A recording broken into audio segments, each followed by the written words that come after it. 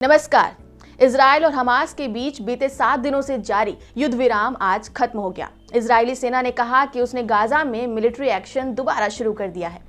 पहले खबर थी कि इस युद्ध विराम को कुछ और समय के लिए बढ़ाया जा सकता है, लेकिन दोनों गुटों की सहमति नहीं बनने की वजह से युद्ध फिर से शुरू हो गया है।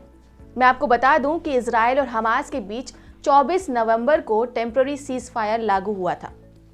इजरायली सेना ने सोशल मीडिया पोस्ट में हमास पर सीज फायर की शर्तें तोड़ने का आरोप लगाया है।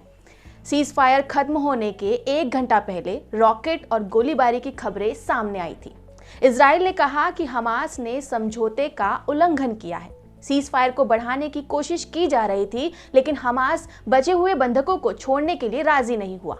आईडीएफ ने यह भी जानकारी दी कि गाजा की तरफ से इजराइल पर आज सुबह एक रॉकेट दाग दिया गया है। अभी तक सीज फायर आगे बढ़ने को लेकर कतर की तरफ से कोई बयान नहीं आया है। इजरायली सेना ने एक्स पर पोस्ट करते हुए इसकी जानकारी दी। सीज फायर के बाद इस गोलाबारी में 4 इजरायली नागरिकों की मौत हो गई और इस हमले की जिम्मेदारी खुद हमास ने ली।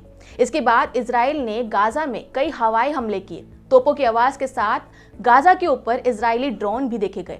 इस पर सफाई देते हुए इजराइल ने कहा कि उसने गाजा की तरफ से दागे गए एक रॉकेट को रोका है। सीज फायर के बाद ये पहली बार है जब इजराइल ने हमास की तरफ से रॉकेट दागे जाने की बात कही है।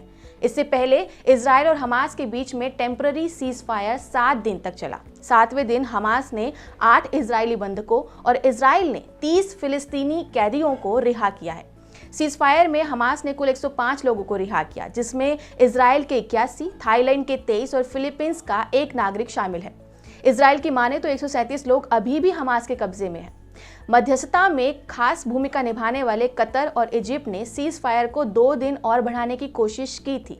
इजराइल पर उसके सहयोगी देश अमेरिका की तरफ से इस बात का दबाव है कि जब वह हमास के खिलाफ हमले शुरू करे तो इस बात का ध्यान रखे कि इसमें आम नागरिक ना मारा जाए।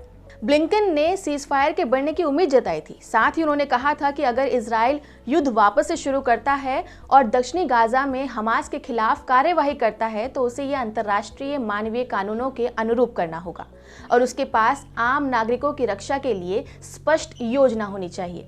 7 अक्टूबर से चल रहे इस इजराइल हमास युद्ध में अब तक 16,200 लोगों की मौत हो गई है, जिसमें इजराइल के 1200 और गाजा पट्टी के 15,000 लोग शामिल हैं।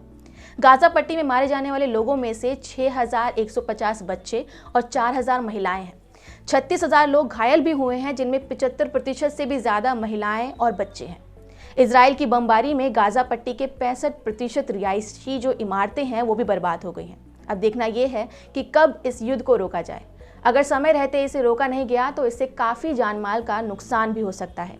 इस पर आपका क्या कहना है, हमें कमेंट करके जरूर बताएं। नमस्कार।